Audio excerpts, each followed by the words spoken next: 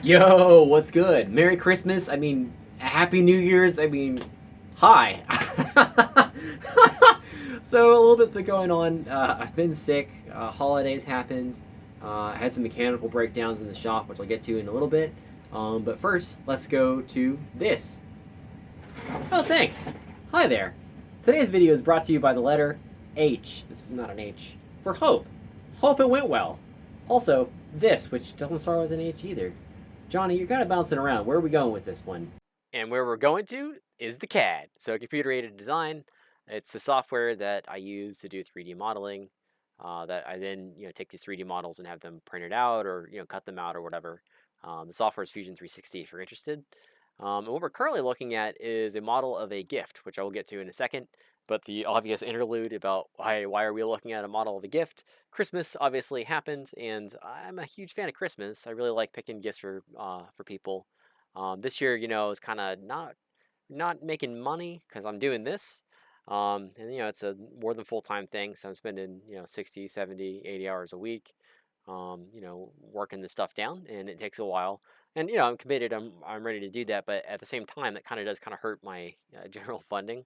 But I was like, you know what? I'm just gonna make some cool gifts for my friends and family. And this is one of them.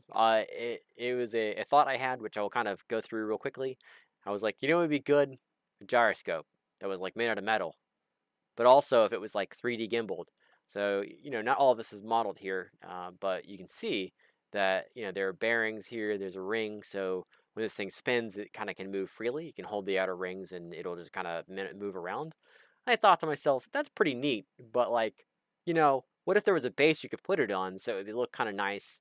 And what if that base also functioned as a way to power the entire gyroscope? That's right. What we got here. So here's the base. And what's going on with these little circles is actually magnets are put into there, so they're press fit into place. And these little yellow things back down here, they're actually inductors, so they're electromagnets, right? And the idea was to turn the magnets on and off rapidly and turn this into a motor so it would like spin it, right? Everything went well right until that point. What I got in reality was like a Ouija board. There are timing issues with the firing of the electromagnets, and I could kind of go on for a while what I learned about that. But basically, the timing issues were kind of a pain. Um, and I had some other things I was working on for other people and was running short on time.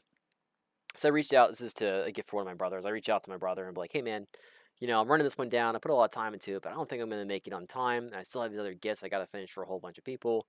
I gave him some options like, "Hey, man, what do you want to do about this?"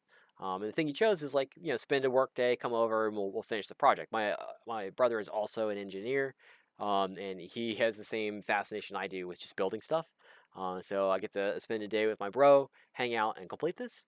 The current plan, which might change a little bit, is we need a mechanism to make certain that this thing will fire when it should, like the electromagnets will fire when it should to drag the magnet around or the magnets around in a circle here. I think what we'll end up doing is I started this process here. I'm basically going to build an optical rotary encoder to solve the problem. So this is a laser mount. The laser will fire here and bounce up into a receiver, and I'll check that to see if I'm seeing either the magnet or the aluminum, right? And that'll let me know the position of the rotor in real time, which will allow me to go ahead and time the electromagnets to fire in the correct order. So that should fix it. Yeah. So Lord willing, in a video or two, because I gotta wait for him to come over, you'll see the completed project, which will be pretty neat.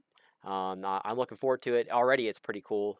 Don't want to show it yet because we're not quite done, but like the physical model is put together. It's just not functional. So this is one of the things I was touching. Let me go hop over to the other thing I was touching for friends and family. 1 second. Okay, so we're back over here at this other model, and we see a thing. But what is this thing? The top bit of this is basically a fidget spinner. So this is an aluminum body that I've cut out. This is a bearing, lols, and these things you win. They're magnets. We see a theme, but that's kind of cool. It's it looks nice or whatever. The actual color of this isn't these colors. I didn't paint the aluminum. But there's also like a base here, and that's kind of mysterious. But like I said, there's kind of a theme here. So if we flip down to the bottom part of this, which I didn't turn all of the model on, you'll see a motor, an arm, which is connected to nothing, and a box. So some of this is modeled, some of it's not, some of it is just kind of lost at the moment. But what's going on is there is another rotor down here with magnets in it, that the magnets will be kind of interlocked with the top fidget spinner. So what happens is you put this thing on the box and it will automatically spin up and keep moving, or spin up really quickly and get it going, and you'll be able to retrieve it with another mechanism. So this part I was able to deliver on time, although it was a huge pain. Oh my God. So I learned a lot of things about machining parts, like a large number of parts. It was the first time I'd done that. I'm still new to machining to some extent. And God, it would have been much easier to just run the job a gazillion times by hand rather than doing what I did. But I learned a lot. One of the things as I learned is that Fusion's Fusion settings, at least as far as I was using them, were set to default. Screw you! Like it just kept breaking stuff. But I did eventually figure it out, and I just barely on time delivered the fidget spinner part of this. The base is still under construction. I wanted to have a more like factory quality thing, right? Instead of just 3D printing all the stuff. So I'm working at trying to kind of mold this plastic so it'll come out like a factory part. That being the case, once I'm done with this, it'll be most of a product, to be honest. So I might see this go into Kickstarter because it's actually it's kind of neat, and looking over it, it doesn't seem to be that far from like going out to a real product. And as mentioned earlier, I currently am not working. Well, I'm working. I'm just not getting paid. And would like to start doing some of the paid stuff. That'd be nice. And also, because I will be, building Rediviva's crafter and like, doing the manufacturing myself, it's kind of nice to start with a kind of a smaller project to kind of help build some of that industrial base, the setup, this, that, or the other experience, people working with you, all of that, right?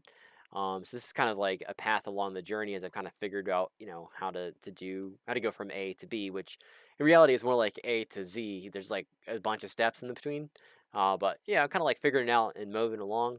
In the beginning of this, you saw me playing with that fidget spinner, which is this. I probably will have another scene of that a little bit later. But yeah, basically that. My mill broke down, so the CNC that I use just suddenly stopped working. There were a few things that could have been wrong with it. I took it apart, looked at it. I pretty much have fixed it now. I've got a few other things that need to adjust on it and put it back together, and then I should be able to continue my quest for plastic molding in my house, which is a little bit tricky for larger parts, and that's what this is. But it'll be a really good experience to get under my belt. So my objectives are kind of, basically working with the plastic injection over this next week or so. And then probably a little bit back with the aluminum casting as it shows up and a few other things that are rolling. But basically, over this last 2 weeks, I built two other small product things slash projects, did two different holiday events, and then I got sick with COVID. So yeah, it was pretty eventful. So yeah, let me cut back to not this. 1 second. Okay, so let's get a better close-up of this thing. This one is one of the rejects, so there's like epoxy, another like damage to it that's happened as I was installing and messing and playing with it. But yeah, this is the general idea. It'll be more cleaned up than this. So, without too much further ado, let's go ahead and get it hooked up to this guy back here. I obviously did like a whole bunch of like prototyping and different designs. This is one right before I did the metal bit. But let's kind of see this particular rig and see where it's at. I will, for this demonstration, use a little bit of wood to hold it. I've got a different idea for the end product, but this will do fine enough. And I'll quickly just kind of show you, like, it's got some alignment here. Obviously, the two things are interacting. And in a second, let's get it to go. Get it to go. I don't know how to words. Hold on. And you can see it kind of start up. But of course, that isn't all. Let's add more power here. Check that out. That is so cool. This thing is really spinning. Check. Oh man. So yeah, I think people will enjoy this. I think it's pretty neat. Let me power it back down. You can see it spinning now under its own power. Definitely slightly faster than you could flick it. But yeah, look forward to getting this thing finished up. It's still, I think, going to be a little bit of time before it's done, largely because I'm having to do, a more complicated plastic molded part. But it's well worth it because what I'm doing is I'm basically figuring out how to manufacture the thing So, one leads to the other, 2 plus 2, and then 3, you get to see it in reality, except for more steps than that. But yeah, that was pretty much it for this week. I hope everyone had a great holiday, get to see family and friends. Hopefully not too many of y'all got sick, but that's pretty much it. Peace. Have a good one.